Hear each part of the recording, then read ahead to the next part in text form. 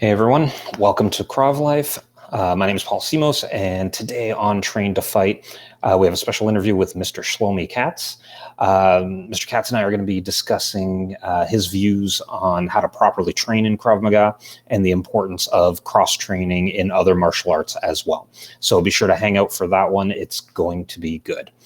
Also, make sure that you become a member of our Krav Life community, and that way you'll have access to this interview as well as all of our past ones, plus more awesome Krav-related material that's in there as well. And best of all, it's totally free. So just go to mykravlife.com and click the community link to join. So without further delay, here's Mr. Shlomi Katz.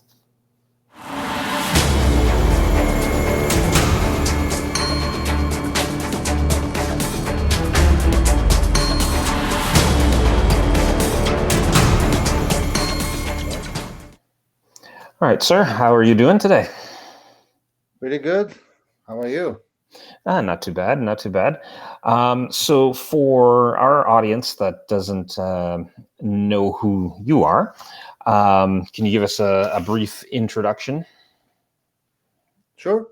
Mhm. So my name is Shlomi Katz. I've been doing martial arts and Krav Maga for 35 years. And I teach in California, in the Bay Area. I own a Krav Maga school, which is called KravZone. Oh, And also in relationship with the different gym in Israel and other places. But my business is mainly local, teaching civilians from 5 to, I said 55, but I have even older students. And I have a background in more Krav Maga for military security, and we will talk right. about it a little bit, I Yeah. guess, we'll elaborate soon. All right. So, how did you get started? Was Krav Maga the first thing you've ever taken, or did you have a martial art background before that? Like, how did all this originate? I started when I was 12 years old. I just met a cool guy in the swimming pool, which convinced me and a friend to come to a class at night.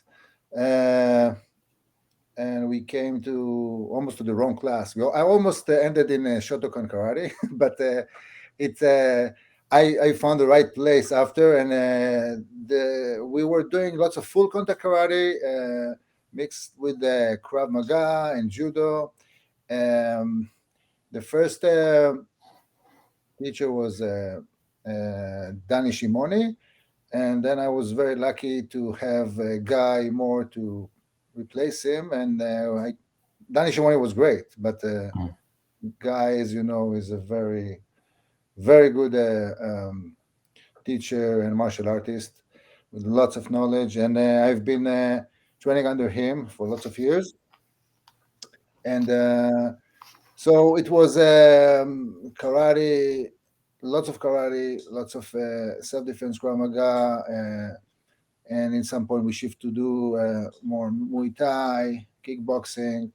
Um, so yeah, I I heard a podcast with Carlos Condit, which is an MMA guy, and he talked Mhm. about his place in Albuquerque, and it's actually pretty the same. In that years, we were seeking for any knowledge we can. We added everything that works, everything Mhm. can fit to us part of,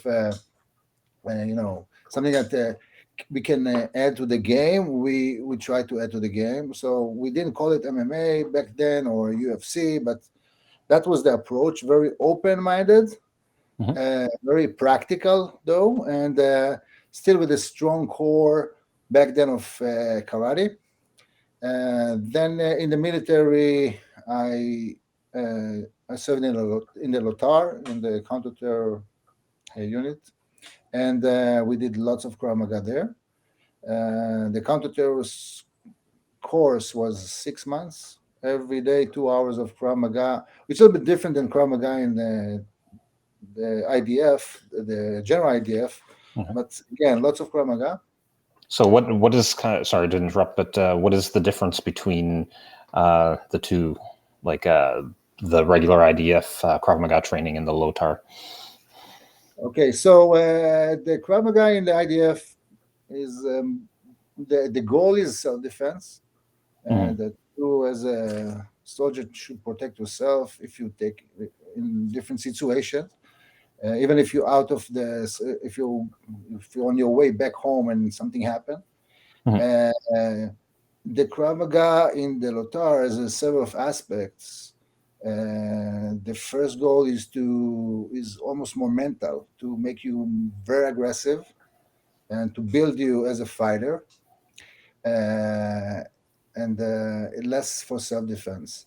There are different units and that they have different range of course. So the basic course is like 3 weeks, and it's more about aggressiveness. Just aggressiveness, very, very basic skills, and just be like a pit bull. And to teach the mind to be able to go all out in 2-3 minutes max. No timing, no range, just very aggressive, because this is the way it works in counter-terror. When you enter to a building, if it's more than 30 seconds, 1 minute, it means something went wrong, people dying. So that was the approach. And in the longer courses, for some units, you do more also Krav Maga for self-defense, or for specific, specific skills. So there's a 3 weeks, 3 months, and I did six months course, which covered everything. And then at some point, I joined the team that teaches Krav Maga all the units, and I was also extra few years as the head of the Krav Maga in the LOTAR. After the LOTAR, when I continue into two channel. One is the more self-defense oriented Krav Maga for different organizations, government and private, and kept with my passion to keep doing martial arts.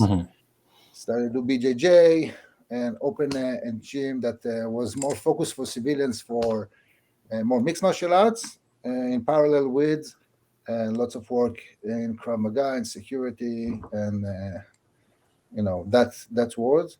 And then later decided to shift more towards the civilians, more towards teaching, youth and adults.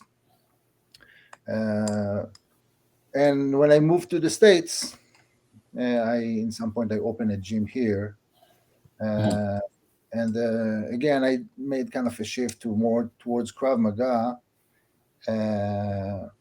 and how to implement Krav Maga with all the other knowledge that we have, and to find kind of a silver line between the two, between the being very practical and still build skills as a martial arts, and to create fighters that would be well-rounded, but still practical towards self-defense when you need it. Okay, so what do you define as the practical skills versus the skills needed to be a fighter? So first, it's all about the length you're going to train. Okay. If you come to me and tell me you want self-defense, and you have like a week, I'll tell you, go buy a German Shepherd. But if you have, let's say, several weeks, it's going to be way more towards aggressiveness. And you teach more almost like quick and dirty. You need to teach in very, very fast, very, very quick aggressiveness, and the mentality is almost even more important. So you have some foundation, you have the principle, When you teach someone to long range, you want to start with the foundation, with the movement, and then to add the aggressiveness into it. Because, you know, coordination wise, when you start working very strong, Hmm. going to lock movements in your body that's going to be very hard to change later. So if you start very aggressive and everybody with it just starting, they don't have perfect technique. So then you lock imperfect technique that's going to be pretty hard to change. So in a perfect world, we have lots of time. We start with you know foundation, light technique, add to that aggressiveness, add to the tactical. Um, and again, of course, there are things that uh, not very contradict, but when you're in a real fight, you want to be as effective as you can. Hmm. And as effective as you can doesn't look the same like a sport fighting, like a combat sport fighting. But there is advantage to do both. Um, Okay, so for what are some of the advantages? for example, we know if you ask probably every self-defense instructor will tell you the same principle. First, try to avoid fight, Hmm. whatever. It's will be the first. Second, if you do it all the way. Go what we call maximum damage, minimum time. Be aggressive. I don't think that someone will debate the fact that aggressiveness is very, very important. Yeah. But question, how you build aggressiveness? Okay, now aggressiveness you can. There's a few ways to build it, but in my opinion, in the end of the day, if you need to fight, you need to practice fighting. Hmm. Now, in order to practice fighting, you need to get punched in the face. You need to get struggle. You need to fight. It's very hard to do that under Krav Maga, no rules. The fight is very, very short. Everybody will get back home injured. Unless you have like full equipment, then also it's not the same. So when you practicing sparring, when you're practicing grappling, when you struggle wrestling, all these, form of fighting makes you a better fighter. Now Hmm. you need always to kind of remember that some things you want to do differently. You rather to go to the kick to the groin than to do low kick if you're not a very, very strong person. So it's always the balance between keep doing sparring and skills that will give you timing and range and to be versatile versus staying practical, staying very, very tuned to realistic situations. All right. So, so you definitely think that that practicing these other combat sports, right, helps your Krav Maga by giving you a little bit of I don't want to say experience, yeah, just simulating a little bit of like what it's really like. Then, Yeah, for sure. And you know what? In fact, all the great Krav Maga instructors that do courses which kind of short or very, very practical, if you look at the background, they all did something before. You yeah. know, and it's when they teach people in short time frame, yeah, they take people with some experience in the end of the day. And of course, the Krav Maga gave the very important shift and a very important focus to all these skills, and you need to keep practicing and remind your student and to yourself, because otherwise the way you practice on the mat, this is the way you're going to react outside. Hmm. So one of the tricks I do lots of time, we do a kickboxing class, and for people that do Krav, you do kickboxing class, and then in the middle of the class, okay, boom, Krav Maga rules, kick into the groin, knee, side kick to the knees, fingers to the eyes, whatever. To all the time be able to do that shift, and this shift is also mental. Sometimes I can be very calm, and I need to be I can be very tactical, Hmm. and sometimes I need to go all out. And it's a shift that you do, and you do it. You teach it a lot in as a fighter in the LOTAR. In the LOTAR. It's very, very important kind of switch. We call it the switch to do.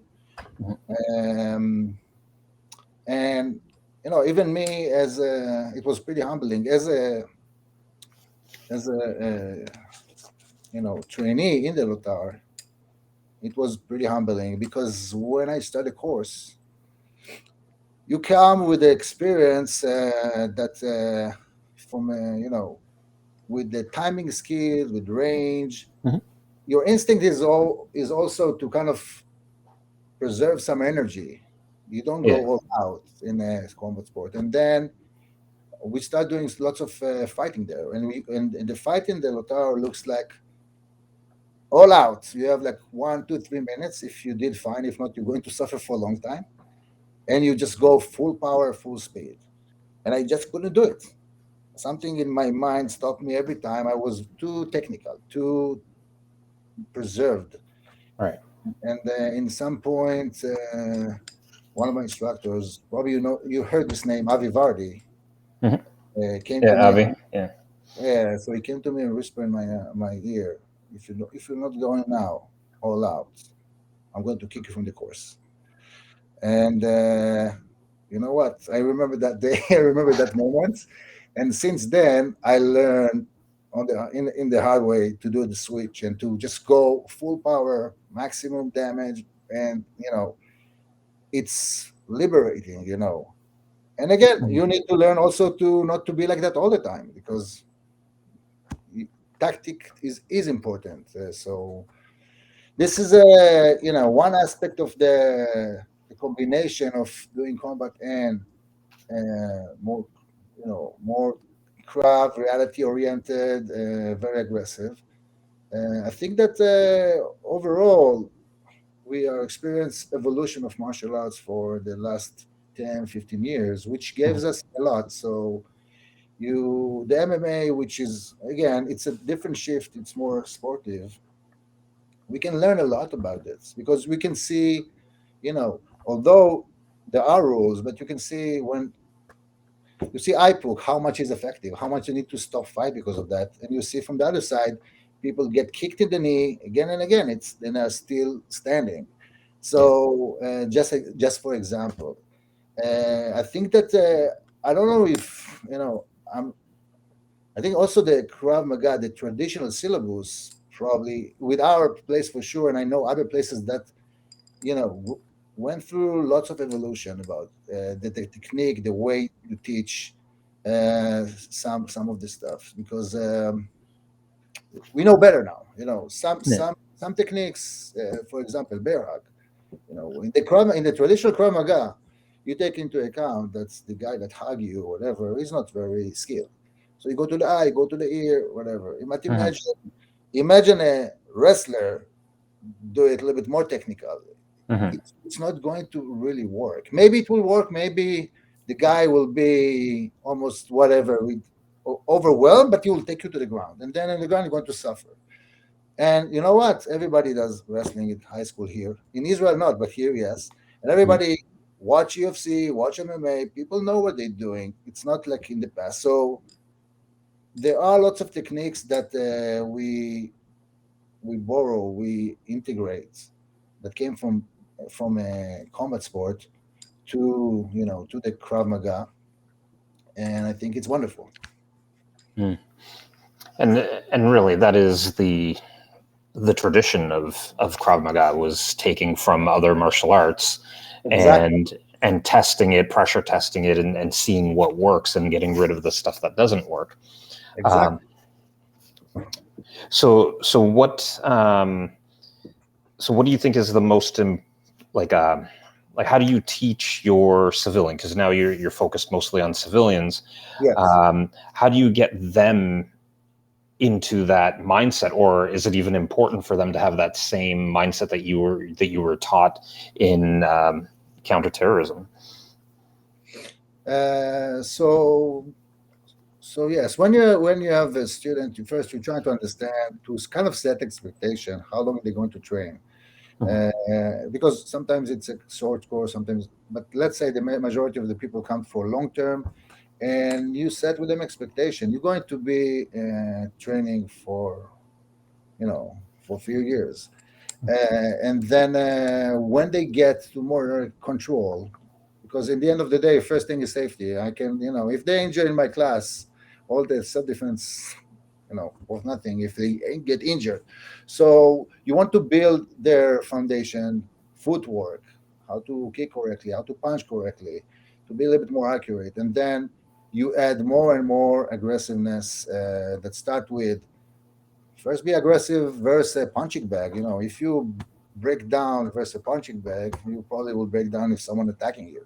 And then you move on to sparring, you move on to some drills that put more pressure. If it's physical pressure, like sprinting, or if it's mental pressure, getting choked, getting under people, and you just mix everything together, and just lots of common sense, lots of safety, uh, and gradually, that's the idea. I'm proud to say that we have lots of sparring because in some places Hmm. people students hear sparring, they freaked out because every time they don't do it gradually enough, and then you get injured, and the strong stay strong, and the weak don't make it. So I think it's very important that people will trust each other, and will, in the end of the day, with a good atmosphere, uh, and with a good control, you can just every time put the volume higher and higher and higher.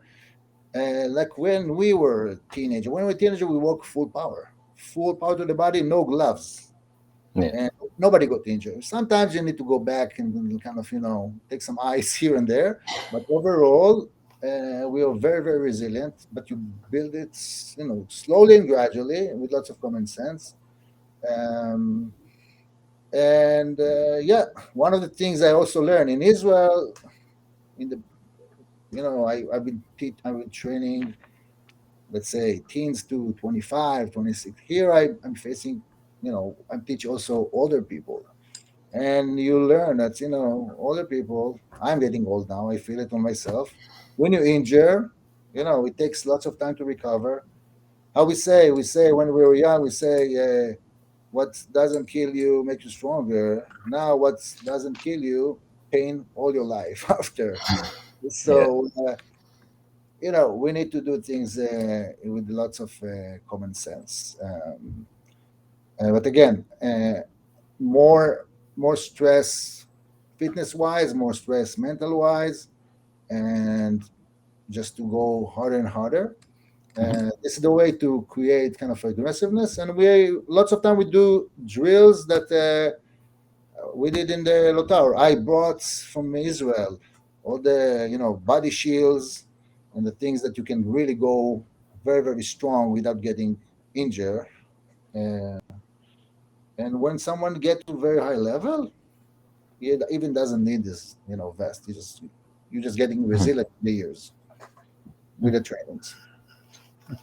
So that's kind of cool. Um, so you mentioned how in the last 15, 20 years, um, Krav Maga has really evolved, and actually any fight sport has evolved immensely in the last 2 decades. Yes. Um, so, what are some of the biggest improvements that you've seen or liked in the way we train or what gets taught, especially to civilians? So there first, I think that in some point, big part of the evolution, if we like it or not, that jiu-jitsu gave lots of martial arts. It's kind of a slap in the face that they need to understand. We can't go to the ground. Like, it can happen. We don't want to be on the ground. We want volunteer to go there, but sometimes people pull us to the ground, and we need to deal with this, and we need to know what we're doing there. And I see that. I've been doing Brazilian Jiu-Jitsu, and my goal was not to go to compete in Brazilian Jiu-Jitsu, just to understand the flow, the movements, how to move on the ground. To me, it's like you need the basics in order to survive there. What I like to tell to people, that's I'm introducing them to the grappling part. Is like, imagine you as a very strong person, you fighting someone that's much weaker than you, and from some reason you both got falling to the pool, and you don't know how to swim. He knows how to swim.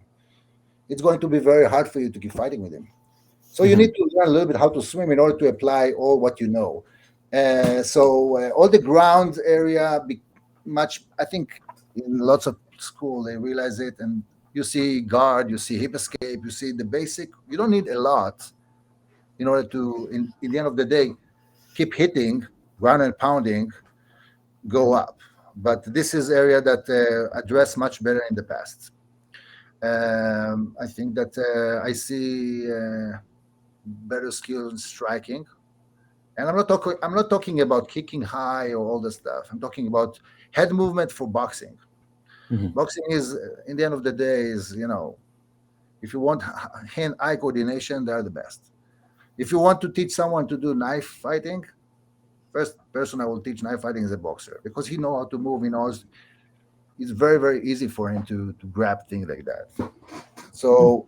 So the boxing area became better, and um, overall, I think that lots of, more the experience of the student to just fight, spar, um, and again, the idea is still to keep it very practical, which leads me to, because I heard sometimes, some people that do more focused military Krav Maga, they say the syllabus is too long, there's too many techniques.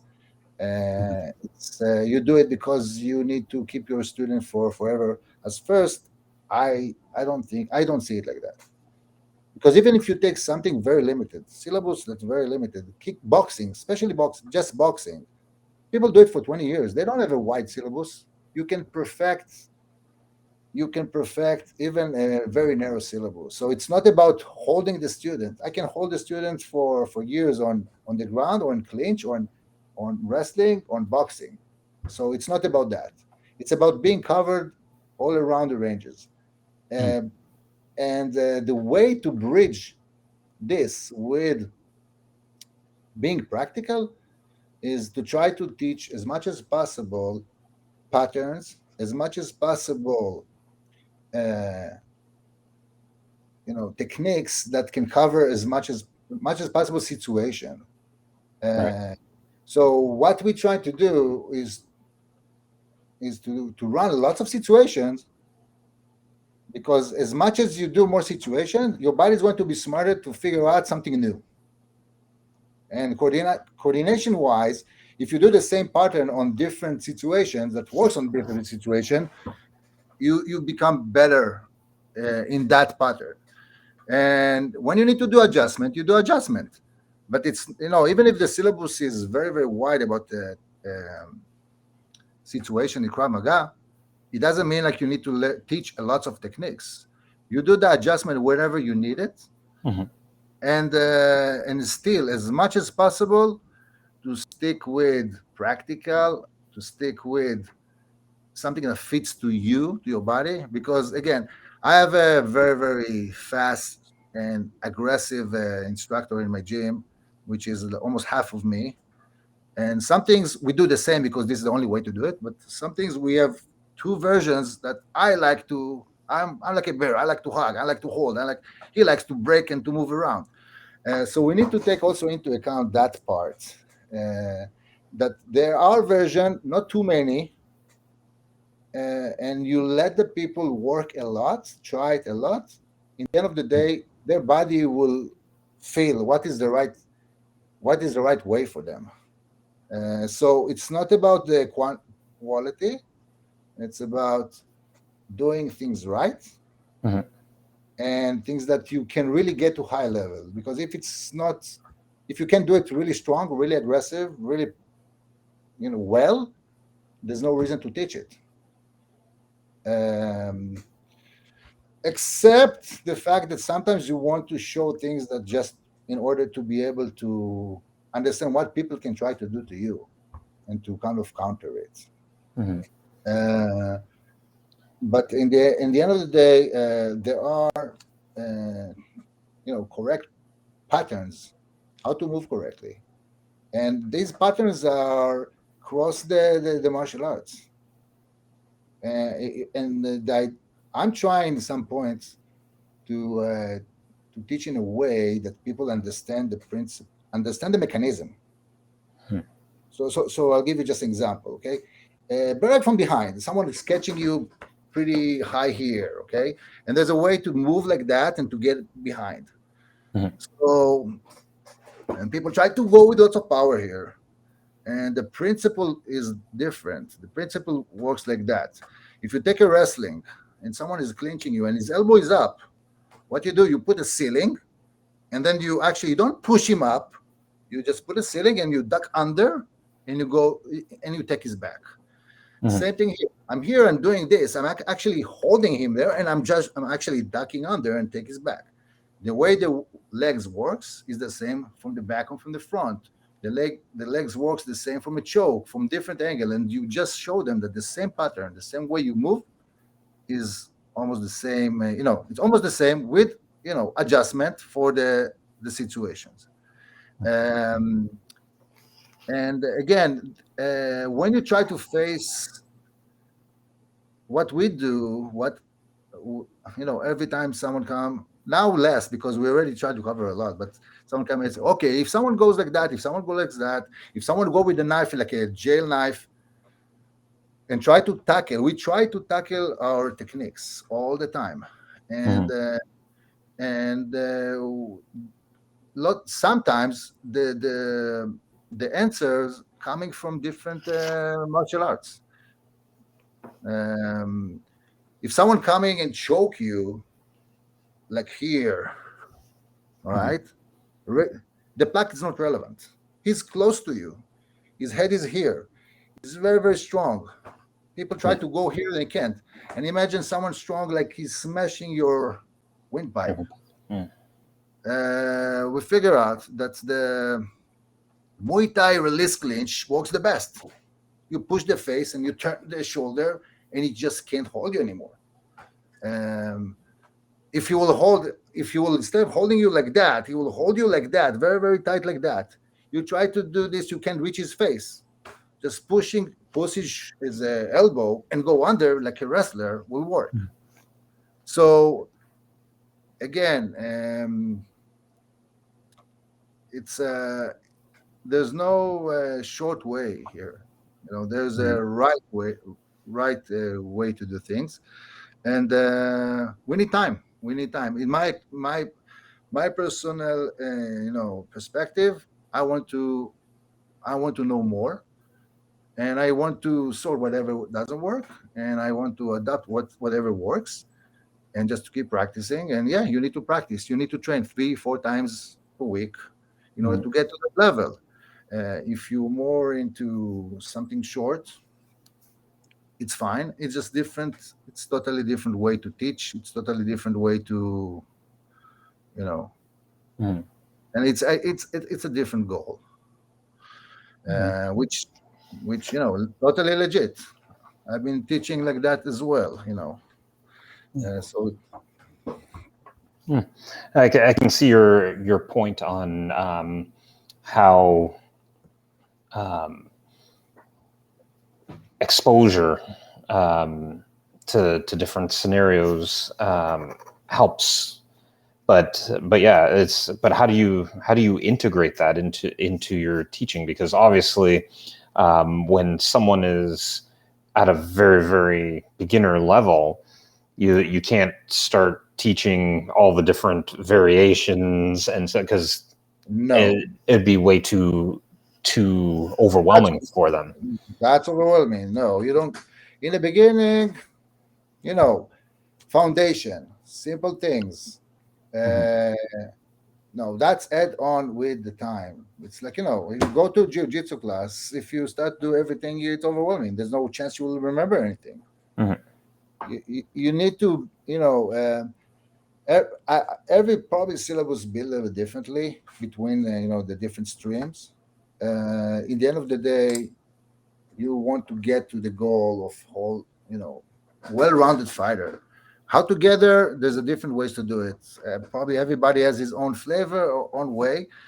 For example, I don't teach. I don't wait with gun and knife till after 5 years, because I Mhm. feel like it's not necessarily more complicated. You just can't take the risk. You can't do things not very sharp. You must be very sharp, very accurate, very aggressive. But how you want to build it? Just after Mhm. 5 years? No. Start to build it after certain of basic that start building it, and in few the part of that when you go when the difference between belts, okay, between levels, Yeah. whatever you call it, between the milestone, is not just the difference between the knowledge, it's also the quality you do things. And of course, when you in higher level, you do things sharper and stronger. So you want to address all these elements in order to be effective in the way you teach. But yes, in the beginning, things are much simpler. Um, and some people, and I like to. One of the things I also really believe in is that lots of dynamic drills. So, for example, now instead of doing something like, okay, Berag, I'm just using Berag because I just used it Yeah. before. Some Berag, okay? Now the guy that hold you in the Berag, his goal is to take you to the ground. His goal is to lift you. His goal is to wrestle with you, not just to be very static. Mhm. And then you start fighting. Who are the most talented students? The students that has brothers and they were fighting. They were fighting when they were young. Why? Because they already felt it. They already have the balance. They know, and so you want to create this dynamic, and not so fun. You as a older guy, you start to to do things like a kid. It's always fun, but Yeah. it's really complement complementary to what you learn, because it's getting to your body. It's not just something that you remember, just muscle memory, because you're more tolerant to small changes in the situation. Mhm. Uh, um, so this is another very important, element that we're trying to integrate as much as possible. Yeah. Try to make it more dynamic. When someone attacks you, okay, one of the problem with martial arts lots of time that everybody's talking the same language, and someone attacks you in a way that you learn, you kind of used to it. We try to no, don't attack someone technical. Attack someone like crazy. Attack someone attack like someone that doesn't know martial arts. And then, because this is the way someone will attack you in the street. Yeah. Uh, so we need to understand the holes or the downside of being in martial arts for self-defense, and try to cover as much as possible. Mhm. Yeah. I really like that. I like that idea of, first, you teach them a static. This is how you get out of the bear hug, and then as they become more experienced, now it's lifting and throwing and all from the bear hug, and like you said, um, Dynamic. more dynamic. Um, so yeah, no, I like that concept, because that helps build the experience um, inside that person's frame, right? Because the more experiences they have, the more knowledge they're going to be able to pull from when they need it, right? Yeah, it's almost like you say knowledge, which is fine, but it's almost like an instinct. It's more like a feeling. Yeah. No, it's and what happened that and one of the most important thing when you drill something, you need to tell to your students, listen, it's okay not to make it, Hmm. because we want to reach to our limits. So, for example, if I'm going to take a rubber knife and try to stab you, I guess in some range, if I go full speed, I won't make it. I mean, you won't make it. You won't be able to. You won't be able to stop me. Yeah. You won't be able to apply because it's too fast to the range. It's too short. But how you will know what's your limits if you want to try to go all in and you make mistakes? So it's important to get to the point that we can't make it. Mm-hmm. Important Yeah. to get to the point that we feel our limit, and then from here we need to find a way to adjust.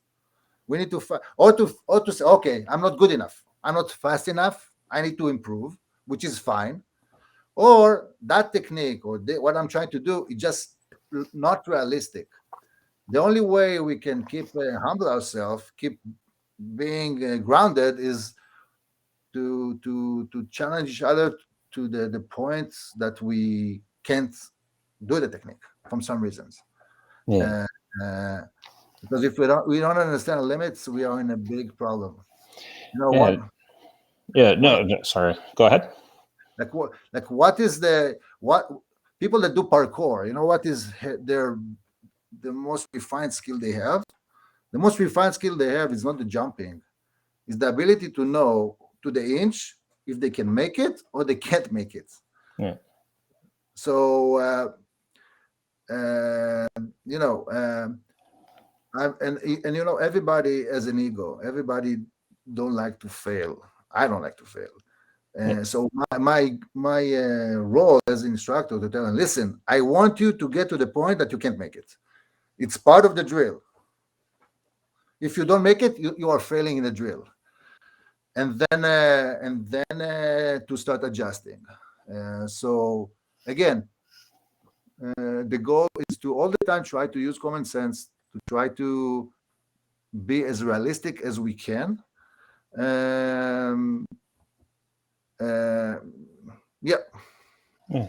Yeah. And I think you kind of hit the nail on the head. I think a lot of teaching in Krav Maga, especially with Krav Maga instructors, is it's become so sanitized. Like this is how it's done, and it looks perfect and nice. But doing drills where you can't make it helps reinforce the idea that when you're on the street, shit's going to go sideways. It's not going to look pretty. It's not going to be the same as you ran in the gym.